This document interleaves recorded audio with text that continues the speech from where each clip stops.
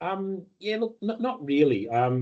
We thought coming into this election, the government wouldn't want to be really announcing any new policy, which was likely then to be give to give the Liberals the chance to attack that particular policy. We've still got time now between now and the election to see further announcements, which won't necessarily form part of the budget. So they won't necessarily be accounted for in the spend. There is some headroom in the budget to facilitate that. The one surprise we did see was the tax cut. The interesting thing about the tax cut is that it won't kick in until 1st of July 2026.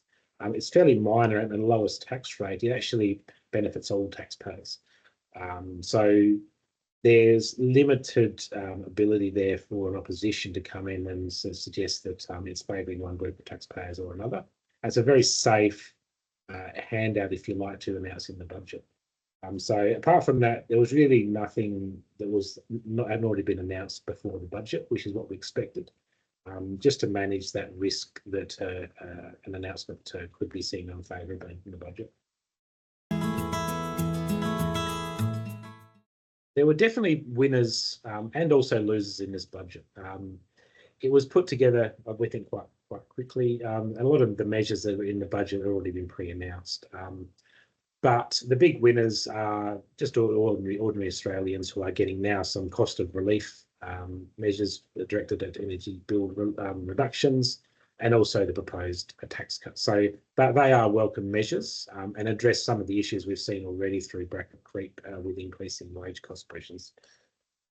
It's also great to see a further investment in health with the bulk billing announcement, and also education, particularly the additional support for apprentices, particularly targeted at measures which are going to help increase housing supply, which is still a big issue in the economy at the moment.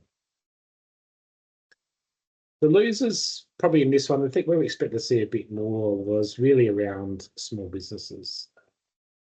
Certainly over the last few years, we're seeing the increased regulation costs through an increased activity from the tax office, also increased focus on tax agents with the Tax Practitioners Board, is creating a much bigger level of red tape for our clients and for us, which is then increasing their costs at a time when other costs of doing business are also increasing. So we would have liked to have seen that being addressed, particularly where the additional regulation is actually not adding anything to productivity, and actually may be a drain on productivity for business at this time. So additional measures to address reducing red tape and also increasing investment. So on that respect, we did expect to see an extension to the current asset write-off for assets less than $20,000 for small business.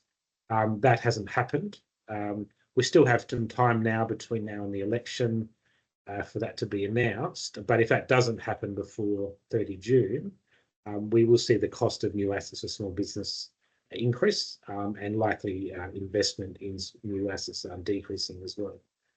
So there's some of the areas we'd like to see more in the budget, where we may see some more further announcements prior to the election. It will be interesting to see what the opposition come out with tomorrow night in their reply. Certainly to date, we haven't seen any major policy announcements from the opposition, and those that have been announced have been met with some opposition by the government already. Where we will see some action from the government will be that they would probably look to provide more incentives to small business, but at the same time probably matching a lot of the proposals that the government has already announced in their budget. We'd particularly like to see an extension to the asset write-off. We would like to see the current bill before Parliament to remove deductibility GRC removed because it's not a good policy. And we'd also like to see more measures directed at reducing red tape for small business. This may also extend to whether the level of spend on the public service is actually supporting small business or not, and whether any savings can be made there. So us as a team at Bentleys will be watching the announcement very closely, and we're well positioned to make sure that we can help you and your businesses understand and respond to those changes as they come through.